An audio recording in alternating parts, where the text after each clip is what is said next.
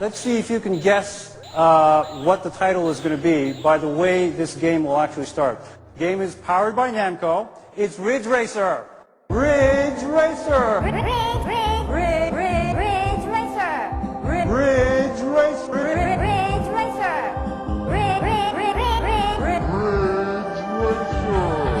Here we go. During the 90s, arcade ports were often used to showcase the system's capabilities, so it comes as no surprise that the very first PlayStation game with a single-digit serial code number was the port of Namco's arcade cabinet, Ridge Racer. That was a great counter! You must be one genius of a driver. You've got to teach me! While many game franchises constantly reinvent themselves, the Ridge Racer formula hasn't changed that much since its original outing in 1994. You power slide through corners while listening to catchy music and loud, bombastic commentary. Later games would introduce the nitrous meter and vehicle customization, but the core gameplay has always remained the same, and to be honest, it doesn't need to change. It's interesting to revisit the original Ridge Racer since it only has 4 vehicles and 1 track with 3 different layouts. Today this would be considered a rip-off, but back in 1994 most driving games only offered a handful of tracks. If you come first in every race, you unlock a mirrored version of the tracks that also raises the difficulty. Graphically, this game isn't very impressive by today's standards, but in 1994 it was really mind-blowing how closely it resembled the arcade machine and made a strong case for Sony's new system during its launch. The game shipped alongside an interesting third-party controller called the Nedcon.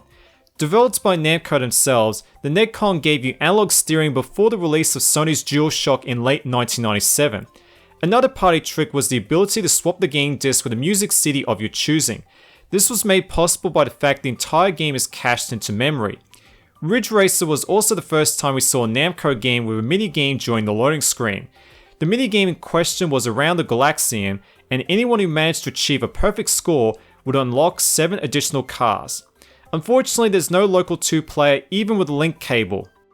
My only other complaints with the original Ridge Racer was the chase camera is kinda wonky and the game wasn't optimized for the PAL region.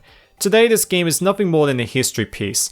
Instead I'm going to steer you towards the superior Ridge Racer Type 4, which actually comes with a bonus disc containing a tech demo of the first game running at 50 FPS or 60 FPS for those living in NTSC land. Next corner stop! Watch yourself!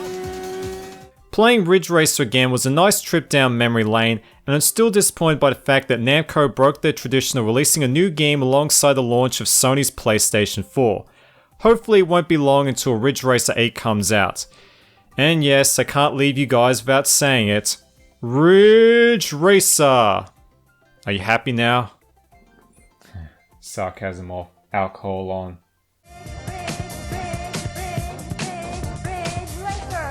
Here we go. Whoa.